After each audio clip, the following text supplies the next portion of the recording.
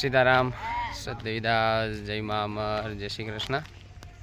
ચાલો, અમરધામ આશ્રમની સાંજ થવાની તૈયારી થઈ ગઈ છે. સુરત દાદા આથમી ગયા છે અને અંધારું હવે થવા માંડ્યું છે ધીમે ધીમે. અને બધા પ્રભુજીઓ જો અત્યારે થોડાક હજી અંદર છે, બાકી બધા બારે સાંજનો આનંદ લઈએ છે. અને અમારા અંભાઈ કંઈક ઊભા ઊભા આમ કરે. શું કરતા તમે? એ કરો તો હે એટલે એ કરો શું એમ એમ ગાઈડ ફરવાની હોય? એવી રીતે ગાઈડ ફરવાની. કેમ છો? બસ મજામાં. કાલ ભજનમાં આનંદ આવ્યો ને? સવાર પડી હતી હે?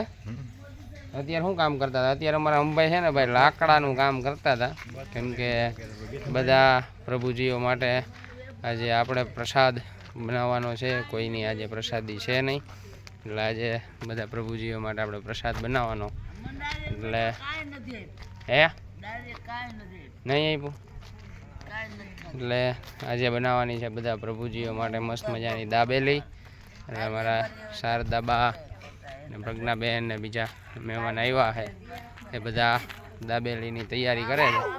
વાં ખાટલે જ અમે દક્ષાબા જાય છે હાલીને, ખાટલે જો હાલતા થઈ ગયા. હો જો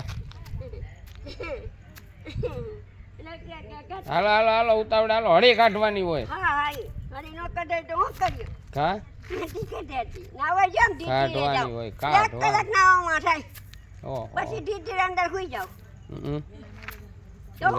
અમરમાની દઈએ છીએ. અમારા દક્ષાબા હાલતા થઈ ગયા. હવે એક સમય એવો હતો કે જ્યારે દક્ષાબા ઘસરી બેસીને હાલતા, અને અત્યારનો સમય એવો છે કે અમરમાની દયાથી અમારા દક્ષા બજામાં હાલતા થઈ ગયા છે. કા અમરમાએ હાલતા કરી દીધા એમની અમરમાએ હાલતા કરી દીધા પેલા કેમ હાલતા? ઘહરી ને પેલા હાલતા, ને અત્યારે અમરમાએ હાલતા કરી દીધા. આ બાજુ જો અમારે અમરધામ આશ્રમ પર આજે દાબેલીનો પ્રોગ્રામ છે. અને આ બાજુ અમારા શારદાબા ને એ બધા દાબેલી બનાવે છે. હજી તો બટાટા બાફવા મૂકા હે.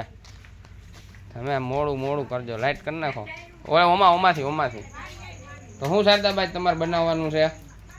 બનાવવાનું છે નવા વર્ષની નવી ખુશીની દાબેલી. નવા વર્ષની નવી ખુશીની? નવું વર્ષ ક્યાં ચાલુ થઈ ગયું? એટલે આપણા જીવનનું, મારી દીકરીના જીવનનું નવું વર્ષ. હા, બધી કરતા બધી એની ખુશીમાં દાબેલી બનાવવાની છે. વાહ ભાઈ વાહ. બધા પ્રભુજીઓ માટે દાબેલી. આ બાજુ પ્રજ્ઞાબેન ને આ બેનનું નામ કેવું? ગીતાબેન. એ બેનો લસણ ફોલે છે. ઓલી બાજુ બટાટા મુકાઈ ગયા છે. એટલે આજે બધા પ્રભુજીઓને આપણે શારદાબા નાથની દાબેલી ખવડાવવાની. ચટણી બટણી બનાવી કે બનાવવાની? હા એમ, એટલે જલસા જ કરવાની. એટલે કોઈને ખાવી હોય ને મોઢામાં પાણી આવતા હોય તો એ બધા આવી જાજો આશ્રમે, બરાબર, દાબેલી ખાવા માટે. દક્ષાબા છે ને આપણો નવો આશ્રમ બનવાનો છે ને, એટલે દક્ષાબા કંઈક અમરમાને પ્રાર્થના કરતા હતા. દક્ષાબા કંઈક અમરમાને પ્રાર્થના કરતા હતા. ઉભા રહ્યો. એ અમરમાં મને 2 મહિનામાં થઈ જાય આશ્રમ. ભગવાન અમરમાં એટલી દુઆ છે, 2 મહિનામાં થઈ જાય. શું થઈ જાય? 2 અહીંયા દાઈ મારી ઘોડી લઈ લીધી. કેવું કરે ઘોડી ઓલા દાદા નવા આવ્યા ને એના હાટું લીધી. તમે હાલતા જેમ થઈ ગયા ને એમ એને અમારે નવી છે, મને નવી દીધી ભાઈ મને લઈ એમ. હા, તમે પેલા અહીંયા ઘોડીને મૂકો ને અહીં વાત કરો. એ અમરમાં 2 મહિના પછી તરત જ આશ્રમ નવું થઈ જાય, એટલે હું અહીંયા વહી જાઉં. 2 મહિનાની અંદર આશ્રમ થઈ જાય? 2 મહિનામાં જલ્દી અમરમાં જલ્દી ગુટાવડો પગ રાખે, અને અમરમાં આશીર્વાદ મને ફરક થઈ જાય. એટલે હું અહીંયા બાઈને તો બેહું. બેઠા અટાણે તો બેઠી તો કે સવારે બીજા કે બેહવા દઈશ, પછી બપોરે બેહવા દઈશ. અહીંયા ભાઈને તો બેઠી છું. હો ભાઈ, એમ કાંઈ કરાય? અને મારા જયદીપભાઈને ભગવાન ખૂબ દે, દીએ જાય છે ભગવાન, એને ખૂબ દે. હા, ઉપરવાળો મારા ભાઈને તો 2 મહિનાની અંદર આશ્રમ થઈ જાય. હા, 2 મહિનામાં આશ્રમ થઈ જ જાય, બીજું કાંઈ નહીં. હા, દાંત કાઢો કે મને ગાંડી કયો. દક્ષાબાઈએ પેલા એવી શું કે બેનને આશીર્વાદ આપ્યા કે હાજી નવરી રે, એટલે હાજા નવરા કરી દીધા. હવે જોઈએ આ આશીર્વાદ દક્ષાબાના ફળે કે નહીં. મને તમારે કેવું હા એમ 2 મહિનાની અંદર આશ્રમ થઈ જવો જોઈએ. થઈ જ જાય ને મારે જ બાઈને રહેવાનું. એમ હા હું અહીં થાકી ગઈ છું અંદર રહી. એવું કરવું? હા 2 મહિનામાં થઈ જ જવાનું છે આશ્રમ. બીજું કાંઈ નહીં. આશ્રમ થઈ જવું જોઈએ. નહીં થાય તો થઈ જ જાય. હું અહીં મૂંઝાની છું. 2 મહિનામાં થઈ જવું જોઈએ. બીજું કાંઈ નહીં. આશ્રમ. જો ઓલી બાજુ ઓલા ગીત ગઈ તમે એકાદ અરે એ તો બધાને ધક્કા રાખે. એકાદ એવું ભજન ગાવ તો બધું ભૂલો મા બાપને કોઈ દી ભૂલેશે. મા બાપ જેવો પ્યાર મળે કે ઈ નહીં બોલું, ઈ તો ઓમ ચાલુ થાય ને ભૂલો ભલે બીજું બધું. પછી પછી મા બાપને કોઈ દી ભૂલશો નહીં. અગણિત છે. હે પછી હું આવે અગણિત છે. આ ગણી છે ને આપણે મા બાપ વગરની જિંદગી કેવી હોય. ભાઈઓ આવું કરે છે અને પછી વયા જાય. કદાચ આપણે જો કેવું મારી ઉપર કર્યું તો ડાયશું ને બેસીશું. આવું કરે છે ભાઈ હગો. અમર માને પ્રાર્થના તમે કરી? અમર માને પ્રાર્થના કરી કે 2 મહિનામાં આશ્રમ થઈ જવું જોઈએ. બીજું કાંઈ નહીં. હા અરે તો બરાબર ગાંડીને હા તમે ભોળા છો. 2 મહિનામાં થઈ જવું જોઈએ આશ્રમ. બીજું મારે કાંઈ જોતું જ નથી. તો આપણે બેન ને ફોન કેવું જોઈએ ભાઈ દક્ષાબા ગયે હે 2 મહિનામાં આશ્રમ કરવો જો હે. બસ મારે જ બાઈને પૈસા લાવો આશ્રમ ના. મેં કે ક્યાં પૈસા ન કરવા 2 મહિનામાં પૂરું કરી દેવું જોઈએ. એમ આ જમીન તો લઈ લીધી. ચણની આટા કેટલી વાર લાગે? એમાં ઈ તો પૈસા દેવા પડે ને પાણાના મફત આવે. અને ઓલા ન દેવા દે તેના વાળાને. હા ઘડિયાને પૈસા ના દેવા પડે મફત થાય. કેટલા 10 લાખ જોઈએ?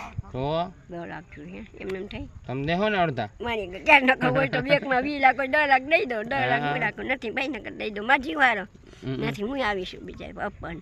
હું આવી દઉં. હવે ક્યાં અપંગ? હવે તો માલી હમણાં જ્યાં બધાય જોઈ લીધું. હવે અપંગ કહેવા એટલે બધા ખીજા હે પછી. હવે આપણે કાયમી સવારે ઉઠીને શું પ્રાર્થના કરવાની કે અમરમાં 2 મહિનામાં આશ્રમ થઈ જાય અને પૈસા ન હોય તો ગમે ત્યાંથી ભગવાન એને અમરમાં દે. હા એમ બસ થઈ જવું જોઈએ આશ્રમ વહેલી તકે. હા ગામમાંથી તો છૂટી.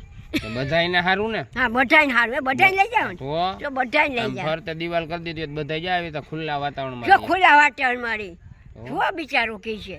હા જો ફરતી દિવાલ હોય એટલે આપણે બધાયનું વિચારવાનું. બધાય ભલે પ્રભુ આવે. ખુલ્લા આશ્રમમાં બેહવાનું. હા ભાઈ હા ખુલ્લા આશ્રમ સારું. ખુલ્લો આશ્રમ સારું. આમાં થાકી ગયા જિંદગી શું છે આપણી કાઢવી જોઈએ.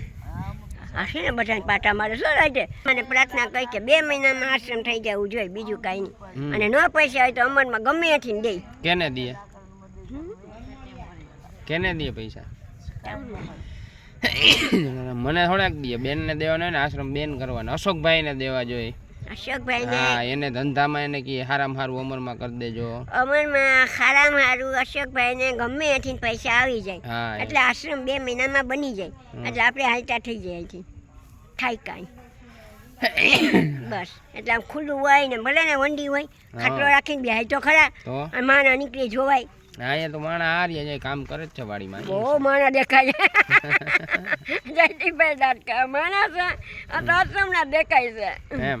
ઓલા તો બાઈ ના કયા ઓલી હોસનબા બોલતી હતી ભાઈ એ જેવા નીકળતા હોય એવા જોવાય.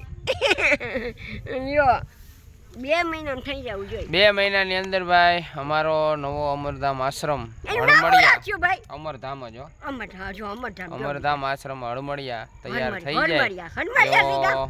દક્ષાબા પ્રાર્થના કરે છે એટલે આપણે બધાય પણ પ્રાર્થના કરીએ કે દક્ષાબાની અરજી અમરમાં વહેલી સાંભળી લઈએ અને ઝડપથી અમારો અમરધામ આશ્રમ હળમળિયા તાલુકો ગોંડલ અને જિલ્લો રાજકોટ તૈયાર થઈ જાય એટલે દક્ષાબા અમારા વૈયા જાય ન્યા. તો ચાલો બધાને સીતારામ સદદેવીદાસ જય મા અમર જય શ્રી કૃષ્ણ. મળશું ફરીથી કાલે નવા બ્લોગ સાથે અને દક્ષાબા સાથે આનંદ કરતા ત્યાં સુધી બધાને જય મા અમર જય શ્રી કૃષ્ણ.